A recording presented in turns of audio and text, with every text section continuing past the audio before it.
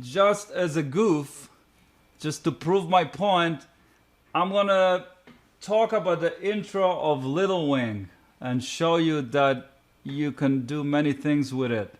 So I never, I don't know how to play it properly. I never actually transcribed Hendrix's version of it. I just know it somehow just by ear. So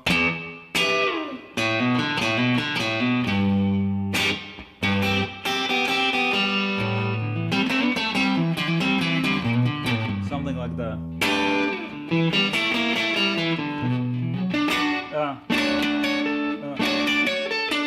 Something like that.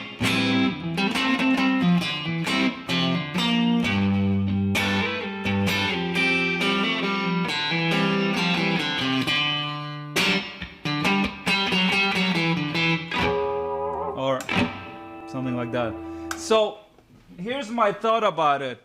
He pretty much improvised it. You know, he's got the chords of the songs, which is E minor into G to A minor to E minor. Then he's got B flat, B minor to A minor to C, and then G, F, C, D. So he was just playing, improvising this rhythm, this kind of R&B rhythm stuff over the chords of the song. So I can do my own version of it just because I know, because I have a way of knowing where those things came from. So I'll just do.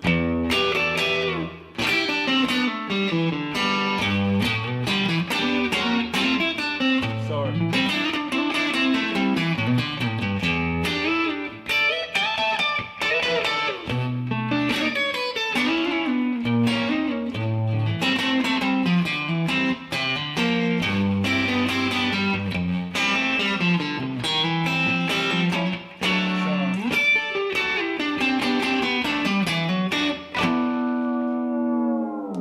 Or something like that. Now I can do some more stuff like that, but I'm basically, because I have all these double stops and all these notes around the chords, I can kind of do this kind of thing, you know. I don't know, I'll do another one.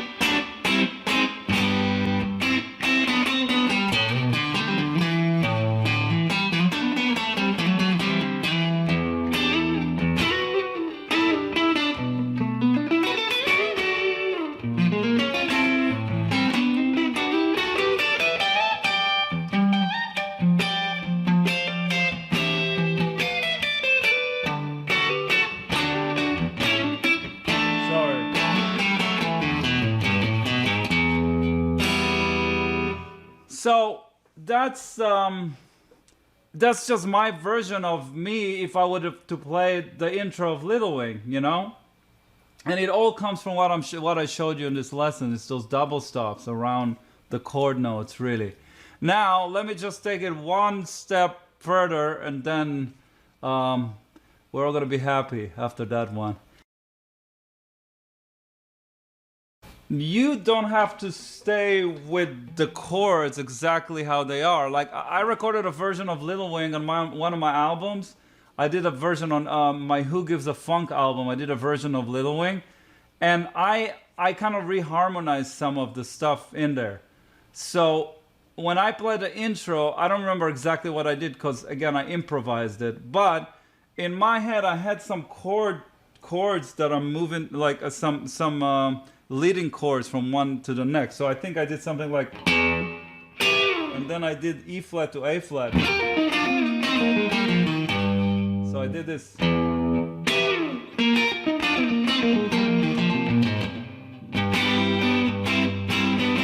here,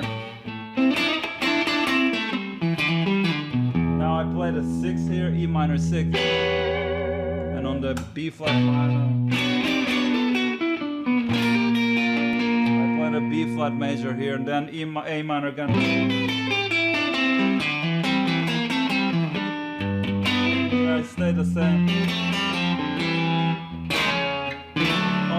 On the D here, I actually played E flat. Check it out.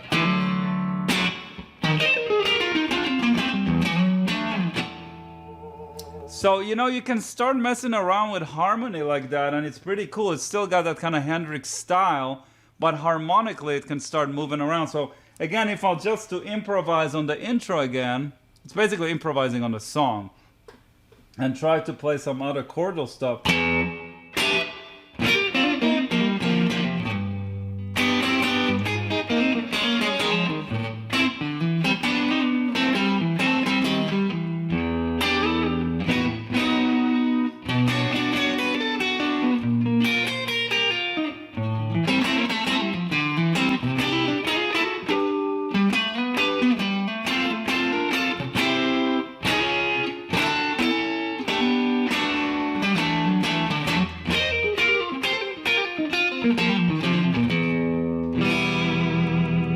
So, I don't know if that was good or not, but that was something.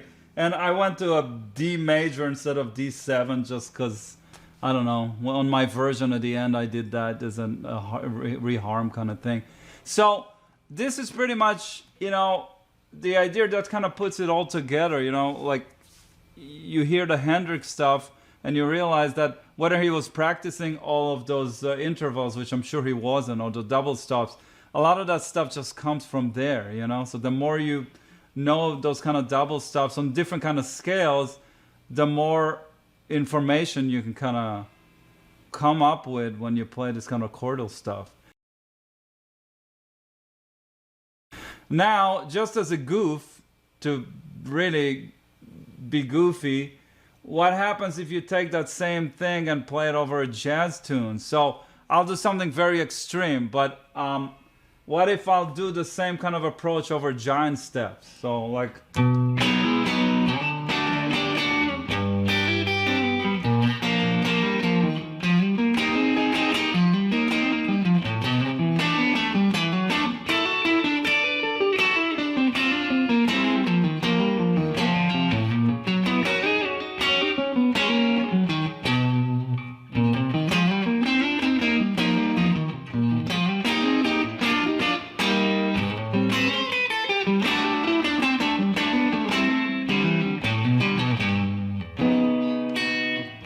So I basically moved through the changes of giant steps. I didn't do the whole movement, but it's, you know, it was this. So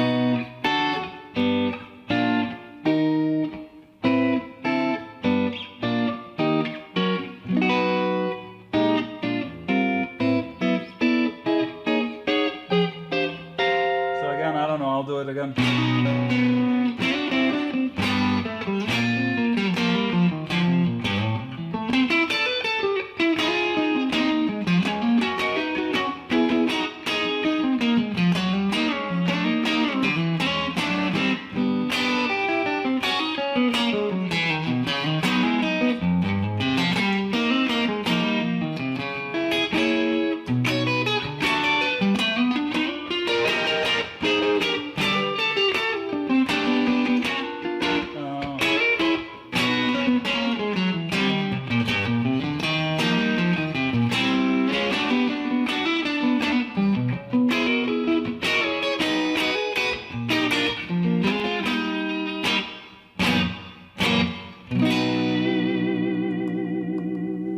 Well, that was pretty out, but it's something to do, you know?